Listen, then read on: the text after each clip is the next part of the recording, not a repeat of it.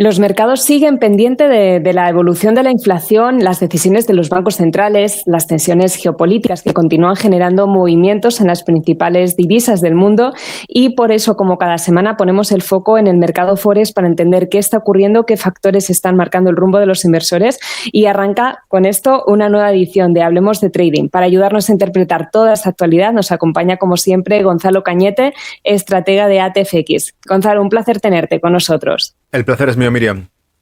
Bienvenido. Antes de entrar en otros asuntos, quiero detenerme en una noticia que ha sido muy bien recibida por los mercados, porque en las últimas horas hemos conocido que funcionarios de Estados Unidos e Irán habrían alcanzado un marco de entendimiento para poner fin al conflicto. Y es algo que además incluiría la reapertura de una de las rutas marítimas más importantes para el comercio mundial. La reacción inicial de los inversores ha sido claramente positiva porque reduce al menos de momento el riesgo geopolítico y posibles interrupciones en el transporte de la energía y mercancías. Sin embargo, sigue habiendo incertidumbre sobre cómo no se gestionará el paso por la zona, si existirán nuevas condiciones de acceso a peajes, qué impactos podría tener todo ello sobre las cadenas globales de suministro. Así que, Gonzalo, la primera pregunta es ¿qué es lo que nos está diciendo la reacción de las divisas, de los activos refugios, sobre la confianza real que el mercado otorga a este acuerdo? Bueno, pues la afirmación que nos han dicho es que calenten motores porque los barcos ya pueden circular y pueden salir en cuanto el acuerdo este firmado queda totalmente abierto y a libre circulación del tránsito. Yo sería precavido, tendría precaución porque uno de los puntos claves que hemos visto 14 cláusulas publicadas por los medios relacionados principalmente con Irán. En esas 14 cláusulas son 14 cláusulas muy severas. Severas en cuanto a las concesiones que se realizan hacia Irán. Por ejemplo, uno de los puntos que engloba es 300.000 millones de dólares de apoyo a la reconstrucción de infraestructuras dañadas durante la guerra a Irán. Y claro, digo, hay que ser precavidos, hay que tener precaución con la interpretación de este acuerdo hasta el viernes. Queda mucho, se firma en Suiza el viernes.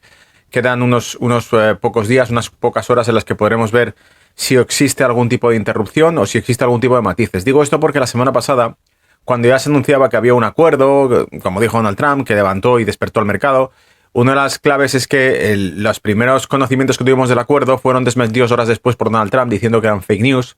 Circulaban diferentes versiones de la interpretación del acuerdo. Por lo tanto, hasta que no tengamos una ratificación oficial por parte de Estados Unidos de qué es lo que se concede en el acuerdo, no podemos estar seguros de lo que hay.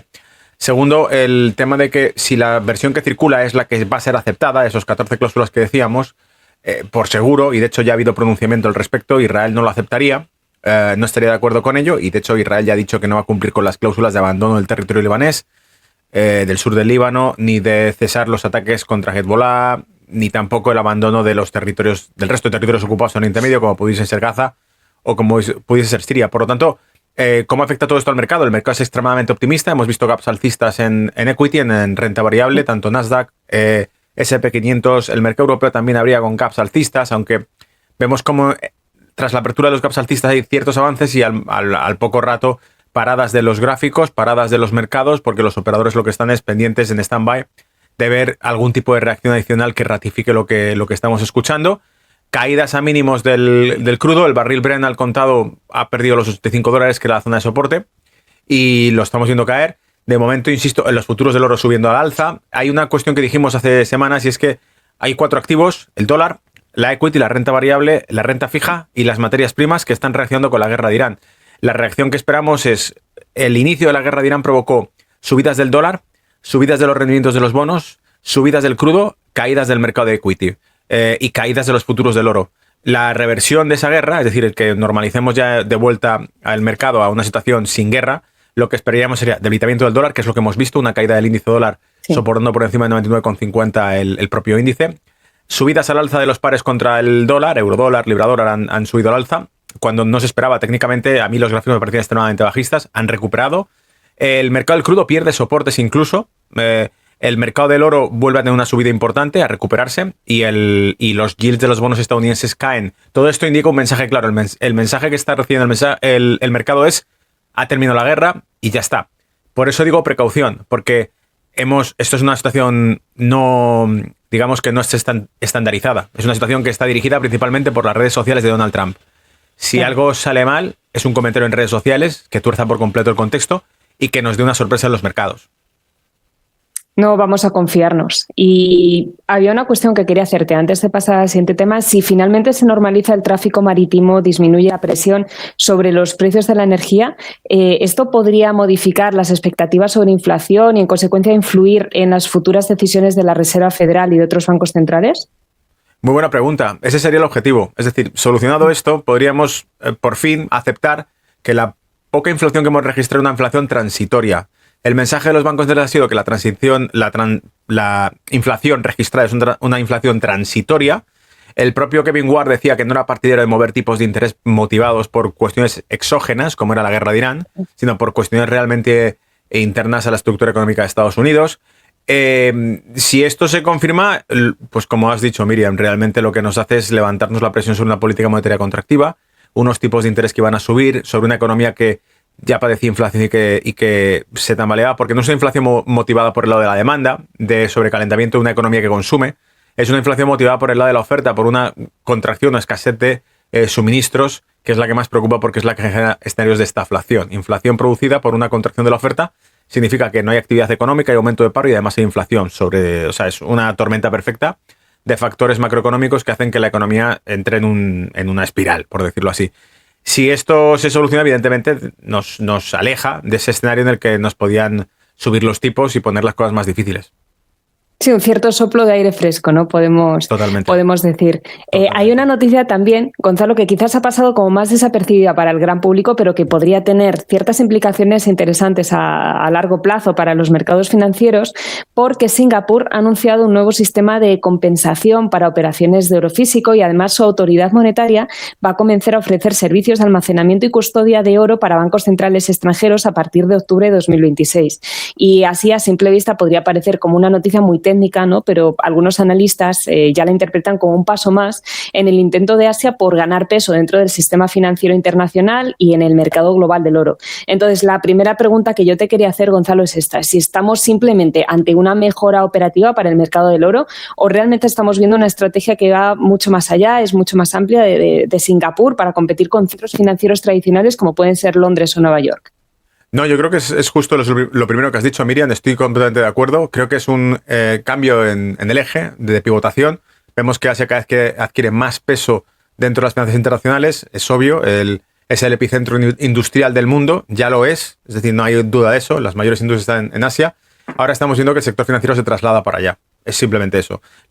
El proyecto que lanza Singapur de un nuevo sistema de compensación de oro que ofrece reservas tanto para banca central como para institucional, porque también ofrece reservas de oro y transacción con ciertas ventajas fiscales para family offices, para banca privada, para fondos de inversión. Es decir, que también ofrece atractivo al lado privado, no solamente a custodiar reservas, sino ofrecer ciertas ventajas. Cuenta con la cooperación de un primer estado, es decir, en una primera fase, cuenta con la cooperación de la gran banca mundial. Tiene al Deutsche Bank apoyando el proyecto, tiene a JP Morgan apoyando el proyecto, tiene al ICBC, que es como el índice, como el Banco Mundial, pero del lado chino de financiación de fomento y proyectos también. Standard Bank está apoyando el proyecto, DBS. Por lo tanto, lo que vemos es que la gran banca privada mundial apoya la iniciativa porque es, como digo, es un cambio en los ejes de poder, es una pivotación hacia el eje asiático que cada vez tiene más peso económico, comercial. Evidentemente también tendrá que tener sus propios centros de negociación financieros sin tener que estar desplazados a Londres o a Estados Unidos. Lo que no tendría sentido es continuar en un mundo en el que los centros de negociación están solamente en Londres o Estados Unidos, cuando tenemos cada vez más negocio movido desde Asia y en el horario asiático, que es obvio, ¿no?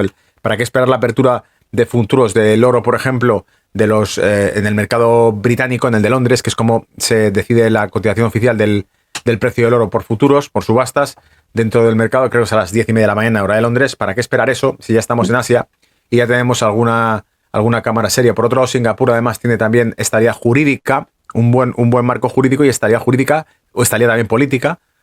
Por tanto, es un país que ofrece bastantes garantías para que este proyecto funcione. Y podríamos ver este movimiento, se podría interpretar como una señal de que el metal precioso seguirá ganando protagonismo como activo de reserva frente al dólar en los próximos años. Totalmente, si no, no tendría sentido. Es decir, si estamos viendo que hay iniciativas de este tipo es porque evidentemente el dólar va a tener cada vez menos protagonismo. No porque lo digamos nosotros, no es una cuestión de opinión. Es decir, te lo puede decir también alguien, un doctor en economía de cualquier país emergente que esté centrado en el proyecto BRICS. No tiene que ver con eso. es la evolución natural de las cosas. Lo que estamos viendo sencillamente es que los propios Estados Unidos, tenemos a Mark Rubio, que creo que fue el año pasado, cuando dijo delante de las cámaras a los periodistas, no, claro, utilizamos sanciones contra otros países porque de aquí a 5 años serán inútiles las sanciones estadounidenses porque estos países ya no utilizarán el dólar.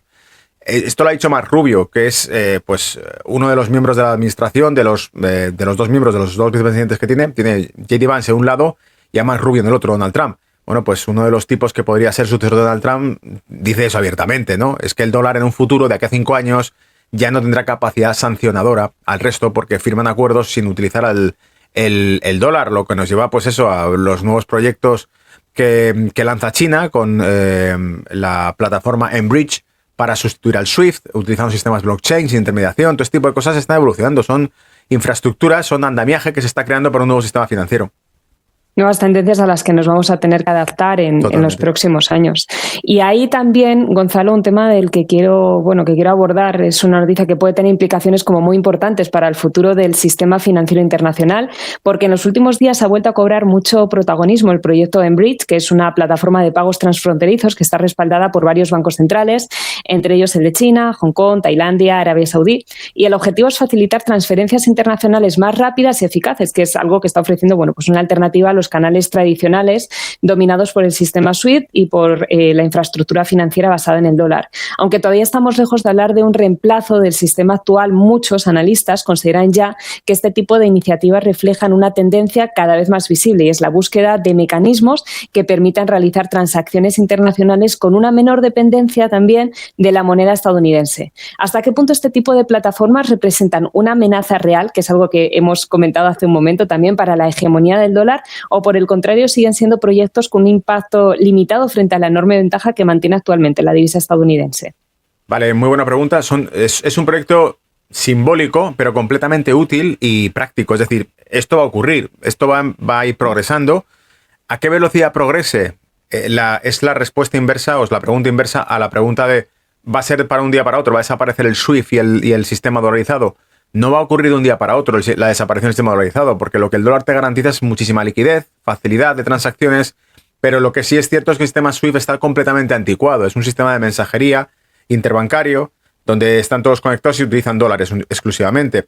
Enbridge es un paso evolutivo, es una tecnología completamente distinta, no es solamente un sistema de mensajería encriptada interbancaria, sino que además es un sistema de transacciones, un sistema con el propio blockchain para transaccionar entre bancos o entre entidades sin utilizar el SWIFT, en el cual, por cierto, la parte yo más interesante que veo en todo esto es que en el proyecto de lanzamiento principalmente ha hecho más de 4.000 transacciones, casi todas en yuanes, pero lo que vemos es que quienes están metidos aquí detrás pues no solamente es China o Hong Kong, es Tailandia también, por el lado asiático, pero tenemos a Emiratos Árabes y Arabia Saudita. ¿Qué ocurre? Que Emiratos Árabes y Arabia Saudita son el pilar fundamental del petrodólar. Si tenemos países como Arabia Saudita que empiezan a negociar las ventas de mercancía, de petróleo básicamente, uno de los principales vendedores del mundo de energía al resto del planeta, empieza a negociar utilizando una plataforma de pagos de origen chino mucho más avanzada que el sistema SWIFT, porque está antiguo el sistema SWIFT, porque es obvio, el Internet ha evolucionado, ¿no? Entonces, esta plataforma es nueva, tiene muchas más funcionalidades, deja atrás al sistema SWIFT. Si lo utilizan los sauditas y la mayor parte de transacciones que se realizan en el sistema Enbridge pueden ser de multidivisa y principalmente en yuanes, es obvio que el dólar va a dejar de tener protagonismo, es obvio que el dólar ya no va a ser utilizado y es obvio sobre todo lo que decíamos hace un momento, lo que decía Mark Rubio. De aquí a 5 años no son útiles las sanciones estadounidenses porque estos países ya no utilizan el dólar. Bueno, es que no utilizan el dólar, tampoco utilizan el SWIFT. Una de las sanciones que se aplicó contra Rusia, por ejemplo, fue la expulsión de los bancos rusos del sistema SWIFT. Si existe una plataforma distinta al sistema SWIFT, globalmente extendida a nivel mundial, multidivisa, que permite transacciones entre países en bridge y que además facilita las transacciones sin intermediación de terceros o de bancos de terceras partes o clearing, sino que simplemente es un sistema blockchain, ofrece muchas ventajas. Y entonces eso quiere decir que las sanciones son cada vez menos efectivas porque Estados Unidos puede expulsarte del sistema SWIFT, pero tú mañana estás conectado al sistema Enbridge y sigues transaccionando globalmente, vendiendo tu crudo a otro país y recibiendo los pagos a través de este tipo de plataforma. Entonces, evidentemente van a ir reemplazando poco a poco el sistema dolarizado. Y había una pregunta que quería hacerte antes de terminar, que además nos toca muy de cerca, y es que si cada vez más países comienzan a utilizar sistemas alternativos para el comercio internacional y los pagos transfronterizos, ¿qué consecuencia podría tener esto para lo que es el mercado Forex y para pares tan importantes como el eurodólar o el dólar frente a las divisas emergentes? Pues que poco a poco nos va a ocurrir como ya ocurre pues cuando miramos bolsas, ¿no? Por ejemplo, que casi todo lo que es Asia, Nikkei, es Hansen, es también el Shanghai Composite. Poco a poco iremos viendo pares asiáticos como principales pares para medir la liquidez de mercado. Es decir, a día de hoy seguimos mirando euro-dólar, porque es el mayor bloque económico del mundo, sigue siendo Estados Unidos con el bloque europeo. El PIB de toda Europa, de la Unión Europea, junta, y el PIB de Estados Unidos sigue siendo brutal, inmenso, comparado con el PIB, por ejemplo, que pueda manejar China. El problema es que esto irá cambiando, porque el peso, por ejemplo, una de las lecturas más sencillas que se pueden hacer es que si uno mira el PIB total del mundo, va a ver que el PIB de los emergentes cada vez pesa más que el PIB del G7. Pero al mismo tiempo podemos ver, por ejemplo, que todo el consumo del G7 es mayor, es en torno al más del doble que todo el consumo de China. Esas cifras lo que están haciendo es haciendo un trasvase. Estamos viendo cómo esas cifras se van desregulando. Cada vez vemos más debilidad en las cifras macro y de volumen de negocio de Occidente y cada vez más volumen de negocio en Asia, capitaneado por China. Por lo tanto, evidentemente, esa influencia llega a los pares de Forex y empezaremos a ver mucho más, con mucha más atención, el par euro contra el yuan renminbi, como el dólar también contra el yuan renminbi, que es uno de los principales pares. El problema es que los mercados de capitales chinos, por ejemplo, no están tan liberalizados y tan líquidos como el dólar. Por lo tanto, tenemos que ser más precavidos, pero eso también irá evolucionando. Veremos un Banco Popular de China que irá teniendo una postura cada vez más ortodoxa y cada vez más liberal en el sentido del negocio a la hora de permitir que su moneda fluctúe de forma más libre y más flexible. Poco a poco, entonces, ¿no? Los que hacemos trading le vamos a tener que dar más importancia a la sesión asiática, que es algo que siempre hemos infravalorado más. Así que, pues, nos hemos quedado ya sin tiempo. Gonzalo, muchísimas gracias por haber estado aquí un día más con nosotros y te esperamos la semana que viene para seguir hablando de muchos más temas. Gracias, Miriam. Igualmente, pues un abrazo. Gracias.